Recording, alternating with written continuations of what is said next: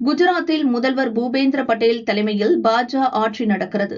அமைச்சரவையில் 8 கேபினெட் அமைச்சர்கள் உட்பட மொத்தம் 17 அமைச்சர்கள் உள்ளனர். அதில் முதல்வரை தவிர மற்ற 16 அமைச்சர்களும் இன்று தங்கள் பதவியை கூண்டோடு ராஜினாமா செய்தனர்.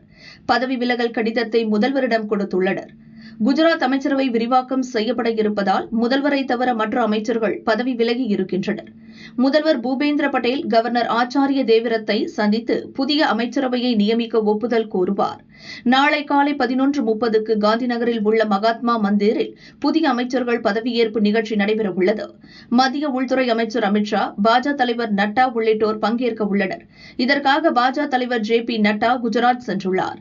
புதிய அமைச்சரவையில் சுமார் 10 புதிய அமைச்சர்கள் நியமிக்கப்படலாம் என்றும் அமைச்சர்கள் எண்ணிக்கை 22 முதல் 23ஆக அதிகரிக்கலாம் எனவும் கூறப்படுகிறது.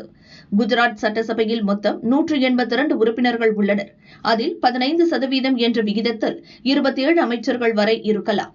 2027 சட்டசபை தேர்தல் வரவுள்ளதை கருத்தில் கொண்டும் சாதி மற்றும் பிராந்திய பிரதிநிதித்துவத்தை சமநிலைப்படுத்தும் நோக்கிலும் அமைச்சரவை மாற்றம் செய்யப்படுவதாக சொல்லப்படுகிறது.